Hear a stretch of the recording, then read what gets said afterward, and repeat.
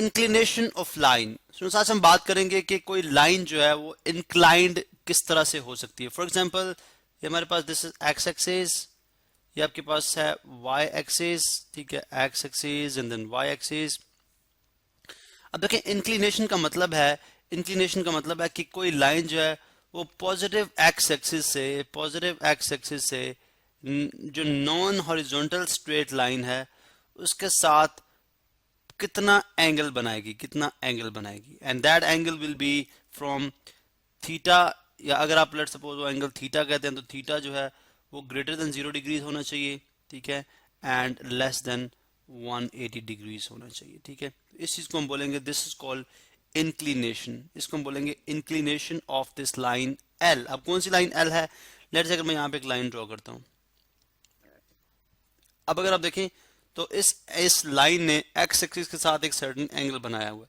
इसका मतलब है ये लाइन यहाँ पे क्या है? इंक्लाइंड है। ये लाइन यहाँ पे क्या है? सर्टेन इंक्लिनेशन बना रही है, ठीक है। अब अगर आप यहाँ पे देखें तो ये इंक्लिनेशन जो है वो फॉर एग्जांपल अगर मैं यहाँ पे यूं बात करूं कि एक लाइन है जो कि पैरेलल टू एक्स एक्सिस है, फॉर एग्जांपल दिस लाइन, ठीक है।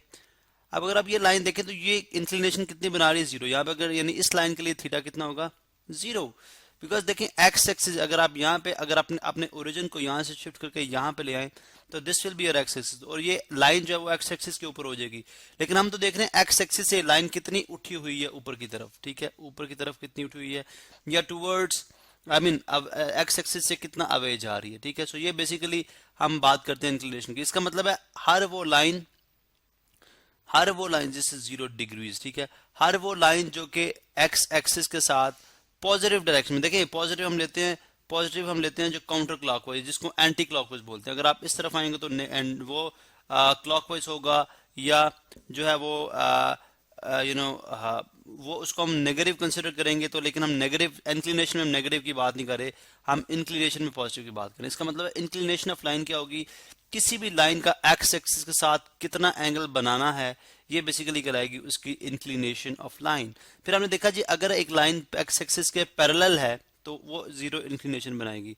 अगर एक लाइन जो है वो एक्स एक्सिस के परपेंडिकुलर है, क्या है? परपेंडिकुलर है। यहाँ पे अगर आप देखें तो परपेंडिकुलर है, बल्कि यहाँ पे हम यूं करते हैं कि एक्स एक्सिस के परपेंडिकुलर या वाई एक्सिस के पैरेलल है। चलिए, now this is parallel to this line is parallel to y axis, जो मैं येलो कलर के अंदर ड्रॉ कर रहा हूँ, ठीक है। इस केस में एंगल कितना होगा? इस केस में अगर आप एंगल देखें तो एंगल विल बी यानी theta will be equal to 90 degrees.